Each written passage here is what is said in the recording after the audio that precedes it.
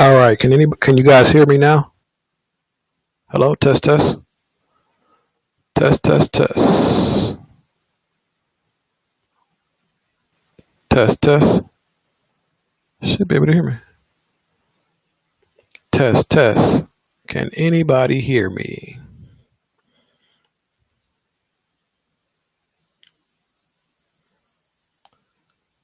Test test test. Can anybody hear me? You guys hear me now? Hello, test test.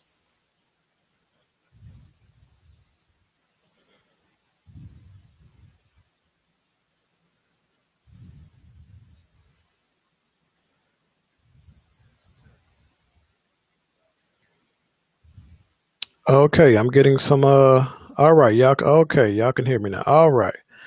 All right. All right. All right. Let me make sure YouTube can hear me. I hear Facebook saying y'all can hear me. What about YouTube? All right, Cynthia says she can hear me. All right, cool, cool. So we good. Okay.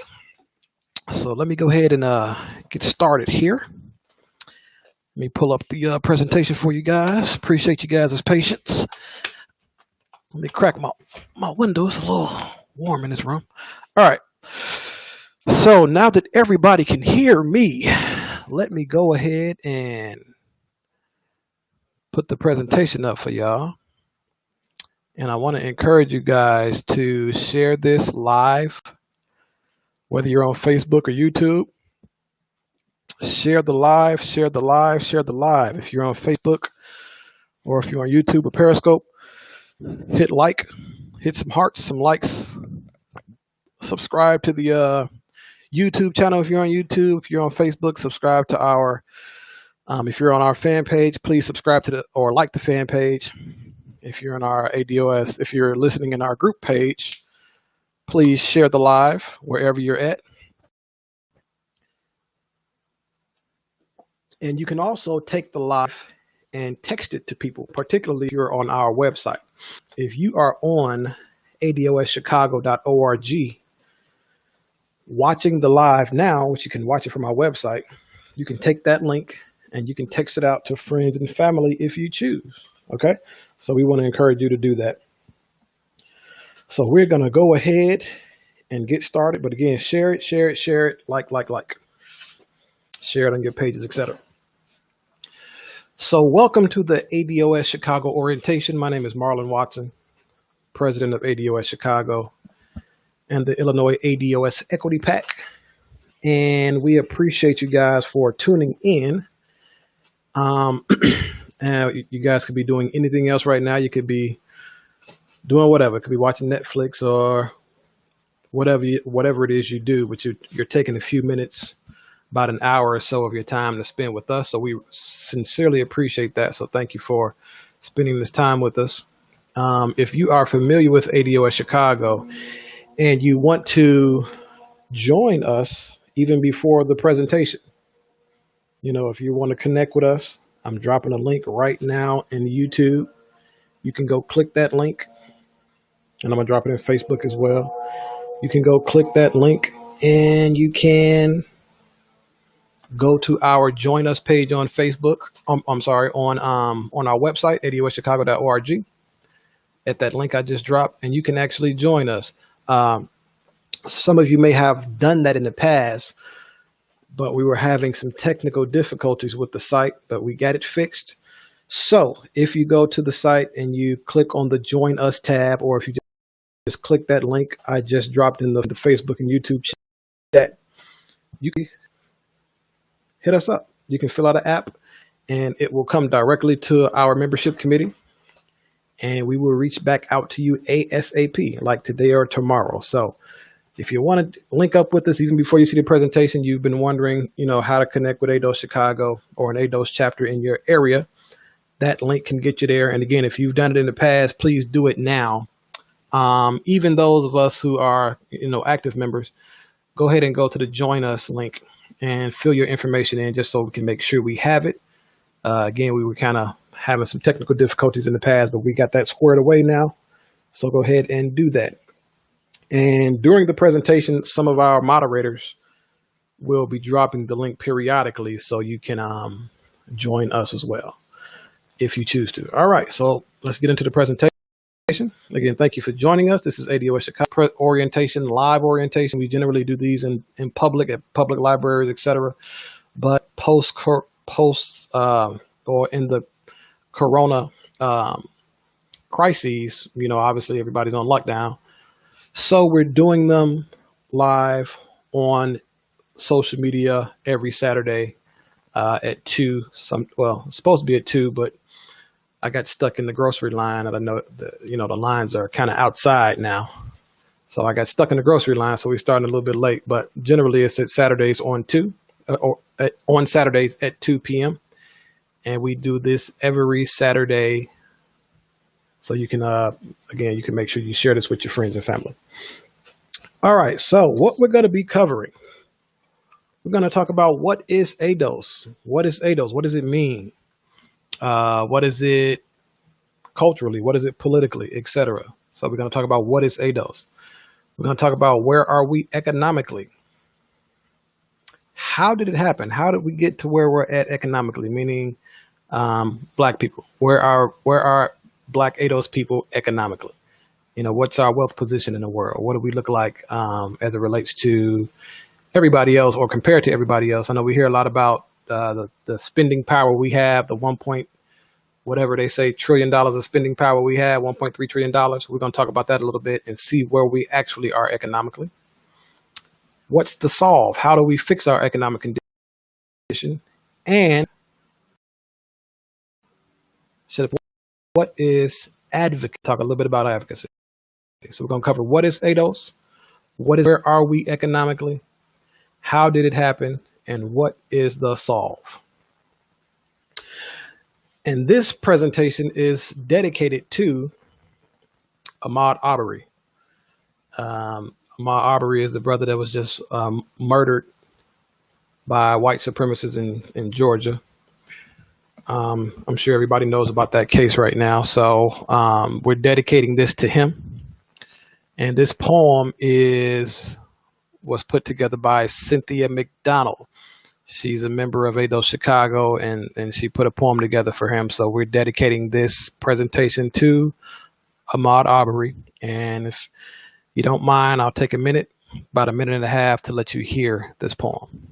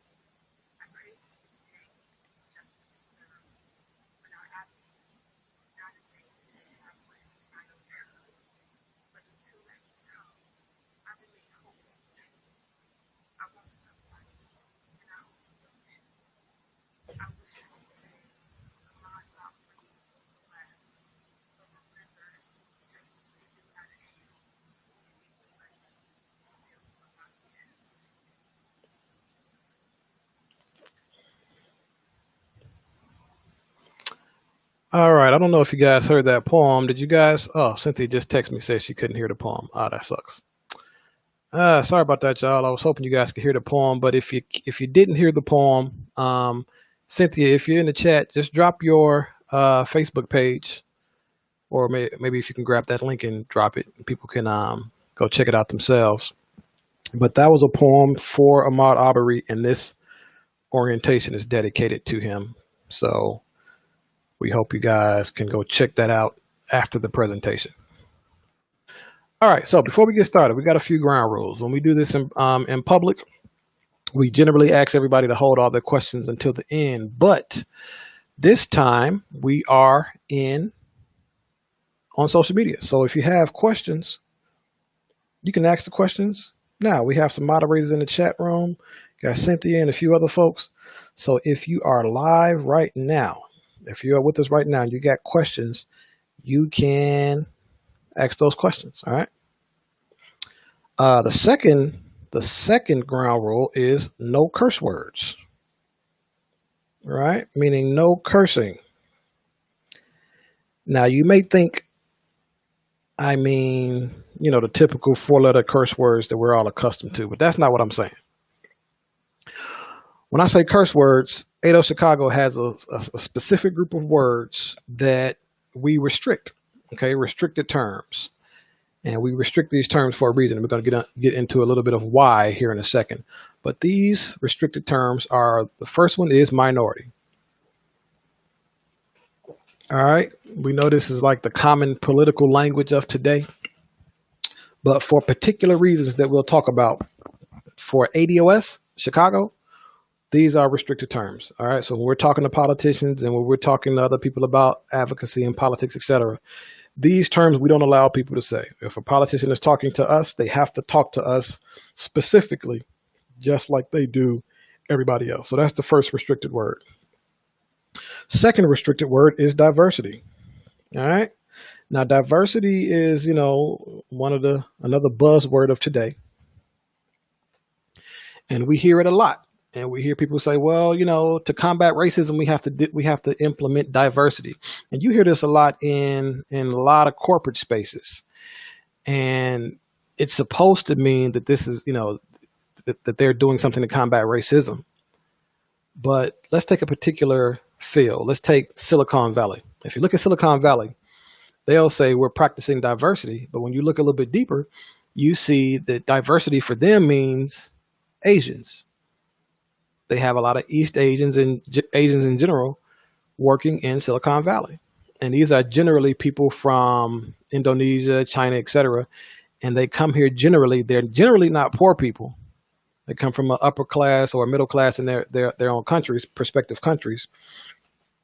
But they laud that industry lauds diversity as if that means they aren't somehow racist by hiring Asians and Indonesians and et cetera. And so they all say diversity to us, but this really has no benefit to us. So that's another restricted word we use, or another word we restrict, another restricted phrase.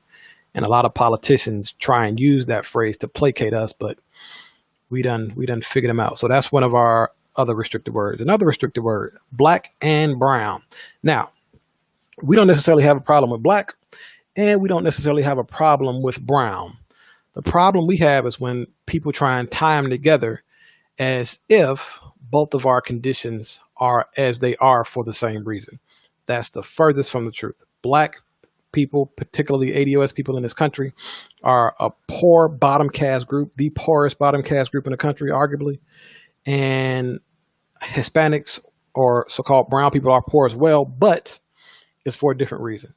All right. We've been here for 400 years and we've been made poor. They generally are just getting here. And when they get here, they're poor. So those are two different reasons. So we restrict allowing people to put those together. All right. Another restricted term is people of color. Now, this is a big one. We hear this a lot today. We always hear about people of color, you know, and people of color at one time was a phrase that was meant strictly for us. It was strictly for descendants of slaves or slaves themselves, because in the early 1900s, 1700s, in fact, the only people that were here, with the exceptions of, you know, Native American tribes, were black people and were slaves, rather, or descendants of slaves, and white people. The amount of others that were here was so small, it was to the right of the decimal point, according to the Smithsonian. So people of color was a term that was used specifically to describe us, but now we've allowed everybody to shoehorn themselves into people of color. And what that does is it dilutes what's supposed to be ours. So that's another restricted term we restrict. And same with women of color. And for the same reason, we restrict that. For the same reason, we restrict people of color. So these are our curse words we generally put in place. And so if you have questions regarding to what we're talking about, if you're going to use one of those terms, it has to be for a really good reason. All right. And so let me hopefully, before I get deeper into the presentation, let me bring into view why we restrict these terms outside of what I just talked about. Have you guys ever heard of the phrase benign neglect? Many people have heard that phrase if you're somewhat politically astute, or if you're just on the fringes of understanding politics. You've heard the phrase benign neglect. And benign neglect, it was a phrase used heavily during the Nixon administration. And, you know, they used it. It was a lot of unrest in America, a lot of black unrest, a lot of rioting, etc. And so they came up with ways to kind of ignore or deal with that unrest without actually doing anything substantive for the black community. So let's look at benign neglect definitionally. Benign neglect is an attitude or policy of ignoring an often delicate or undesirable situation that one is held to be responsible for dealing with. And so black people, descendants of slave in America, our condition, America is responsible for dealing with. Okay. And so benign neglect is just kind of a nice way to kind of brush it under the rug without having to deal with what the problems that you've created. And so these terms that we just restricted, that we just talked about, you know, benign neglect was a Republican policy. Well, now the Democrat Party is using the same kind of concepts as it relates to dealing with the problem of black poverty, etc. Another concept. Have you ever heard of the Southern strategy? Have you ever heard of the Southern strategy? So the Southern strategy was also a Republican strategy. And this gentleman right here, I'm going to play this clip here in a sec, Lee Atwater, he actually described what the Southern strategy is. And it was another way to just nicely ignore our plight. Okay. And so I'm going to play this clip and I'm going to let him explain this about a minute and a half. Then we'll get back to the presentation.